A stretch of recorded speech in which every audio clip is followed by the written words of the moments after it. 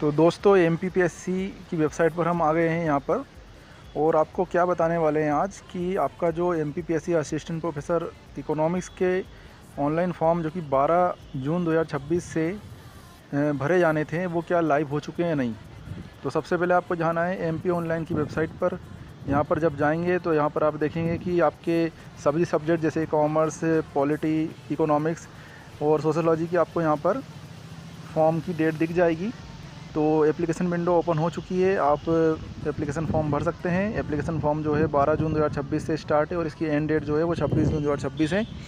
तो चलिए हम देखते हैं इसमें क्या क्या डिटेल्स मांग रहा है ये। सबसे पहले एप्लीकेशन फॉर्म के ऊपर यहाँ पर क्लिक करते हैं हम। तो एप्लीकेशन फॉर्म पर क्लिक करने के बाद आपको इस टाइप से एक विंडो खुलेगी जहाँ पर कुछ टर्म एंड कंडीशन दी है। तो आपको इस इंस्ट्रक्शंस को पढ़ लेना है ध्यान से। और एक महत्वपूर्ण इन्फॉर्मेशन ये है कि आपको क्या करना है कि आपका पासपोर्ट साइज़ का फ़ोटो जो कि 20 KB से 100 KB के बीच में होगा उसको स्कैन करके इसमें अपलोड करना है। और जो आपका पासपोर्ट साइज़ का फ़ोटो है वो रंगीन कलर का होना चाहिए, मतलब कलरफुल होना चाहिए और 3 महीने से ज़्यादा पुराना नहीं होना चाहिए, ठीक है। और अगर आप स्पेक्स वगैरह लगाते हैं तो उसको लगवा कर भी आप फ़ोटो खिंचवा सकते हैं, लेकिन उसमें आपकी आंखें स्पष्ट दिखना चाहिए, मतलब कोई रिफ्लेक्शन नहीं होना चाहिए। इसके अलावा जो कंडीशन है वो तो आपको पता ही होगी, नॉर्मल सी रहती हैं। तो जैसे ही हम ये फॉर्म बनाएंगे तो सबसे पहले यहाँ पर अभ्यर्थी की घोषणा में यहाँ पर इसको टिक करना पड़ता है। उसके बाद ये 3 जो एडवर्टीज़मेंट है उनको आपको क्लिक करना पड़ेगा। इस टाइप से आप क्लिक करके बैक कर लीजिएगा। उसके बाद ही ये विंडो को, अगर आप इसको क्लिक नहीं करेंगे तो इस टाइप से आपको लिखाएगा कि अभी आपने इस नोट जो शुद्धि पत्र है इसको अभी नहीं पढ़ा है, इसलिए सभी को आपको पढ़ना पड़ेगा। उसके बाद ही आप विंडो को ओपन कर सकते हैं। तो हमने यहाँ पर सभी को क्लिक कर दिया है। अब हमारी एप्लीकेशन विंडो ओपन हो जाएगी। अब देखिए एप्लीकेशन विंडो में आपको क्या क्या फील्ड दी गई है। सबसे पहले तो आपको यहाँ पर अपना सब्जेक्ट चूज़ करना पड़ेगा कि आपने पीजी में क्या किया है।